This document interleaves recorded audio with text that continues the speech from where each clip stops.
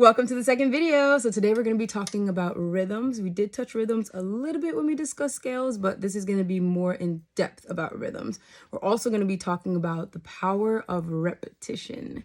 So if you're interested in this topic, stay tuned to the video. Okay, so rhythms are really cool. Sometimes when you're listening to a dope solo and a musician is playing a dope rhythm, you really lean in and you're like, like that is a really cool idea. And they might not be playing much. Sometimes they'll even be using the same exact note and you'll lean in and be like, wow, like that was so impressive.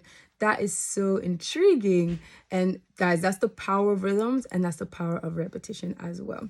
So rhythms are cool because you can literally come up with them on the spot. Another thing you can also do is, as you listen to musicians and saxophonists and other instrumentalists and solos, you can literally sometimes just copy and paste what other people do. That is a form of transcribing, which if you don't know what that is already, it's basically the concept of listening to another musician or another saxophonist and, you know, taking parts of their solos and literally learning it and repeating it the same exact way they did. And sometimes that's the best way to find ideas and rhythms to implement into your playing. But the other cool thing is that you can also create your own rhythms, which is amazing. You can just tap on a table and just be like, come up with your own rhythm, you know? Or you could think about it in your head and be like, okay, whatever rhythm you come up with, that is your rhythm and it's yours, available to use in your solo. So let me give you an example of utilizing rhythm in a solo. I'm gonna choose a rhythm here. I'm gonna do bum bum bum bum bum bum bum. That's the rhythm. Dun dun dun dun dun dun dun. Dun, dun, dun, dun, dun, dun, dun. That's the rhythm. We might use the same notes or different notes, but we'll experiment with it.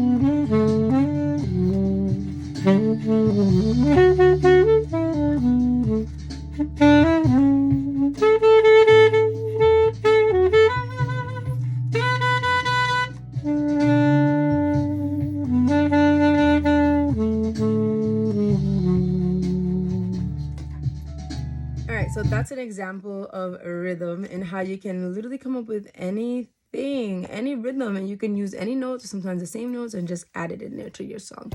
Another thing that's super key and important is repetition. Repetition is so cool. Sometimes the coolest solos, they're literally not playing that much. They're just playing the same note over and over and over and over again. Sometimes it's a little bit crazy, but that's literally a powerful tool though that a lot of musicians do use.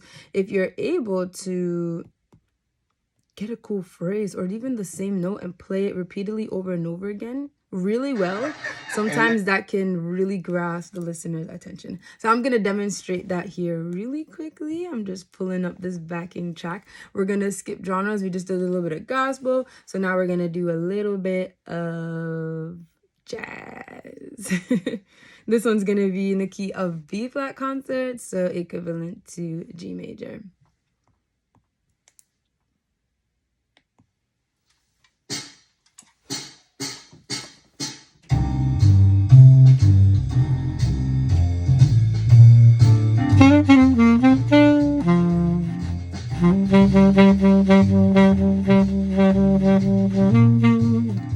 That's repetition, same note.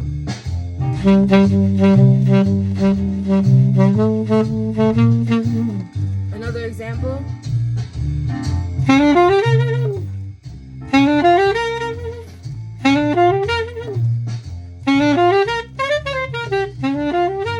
Same idea. Another example. example.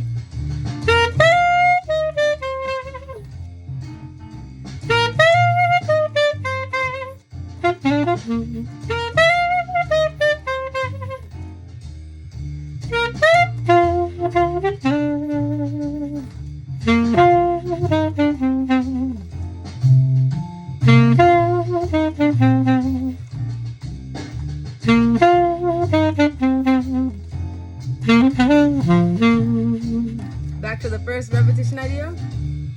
So